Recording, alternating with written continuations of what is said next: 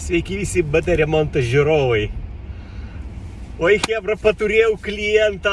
Tiesą pasakys, nepaturėjau. Negražus toks žodis, paturėjau. Galim pagalvoti, kad aš savo permėgau, ne? Vienu žodžiu, užbėgsiu įvykiam už akių, nieko pasinedariau. Pradėsiu nuo pradžių. Skambutis. Labą dieną, man čia jūs labai rekomendavo kaip gerą specialistą. Pas mane problema yra tokia, kad kaimynai kaip nuleidžia vandenį, pas mane per tos nubėga vanduo ir per vamzdžius girdisi labai. Čiurlenimas girdisi.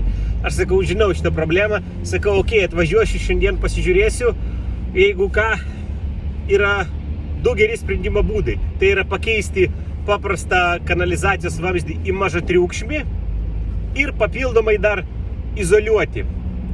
Su vata galima izoliuoti sprendimas. Sprendimų jau yra, aibė, sakau, atvažiuosiu. Sako, žinote, čia pas mane buvo vieni žmonės, čia kai ką padarė, bet sako, jūs atvažiuokit, pasižiūrėkit. Gal kažką geresnio pasiūlysit. Gerai, be jokių galinių minčių. Sėdau mašiną, o dabar nuvarau. Ateinu į butą, atidarau techninę spintą, o ten, hebra, jau matas, ne vienas meistras buvo.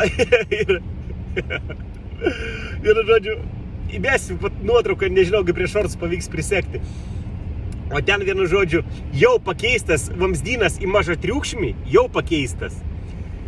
Ir papildomai, nežinau, kas taip sugalvoja, visą techninę spintą, kiek tik įmanoma, užpurkštą makrofleksų, žinok, paprastų makrofleksų, nešildančių, yra specialus šildantis. Jis ir lūpas lengviau reikia nuimti.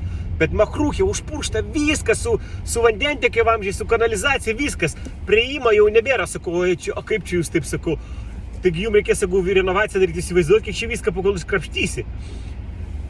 Bet ne ta esmė. Esmė tai, kad, sakau, ir neugi jūs girdit. Sako, taip, nubėga į virtuvę, atneša kėdę, pastato, priglaudžia prie techninės spintos ausį ir sėdi klauso.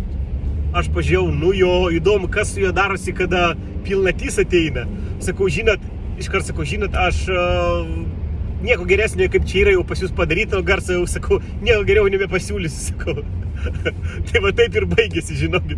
Pažiūrėjau, jeigu aš būčiau apsiėmęs kažką dar daryti, tai ten skambučių man būtų po to, kad nieko nepadėjo 100%. Tai pasižiūrėjau, kad tai yra Mėnulio klientas. Nėra ką man ten gaudyti, apsisukau ir važiuoju savo į sodybą.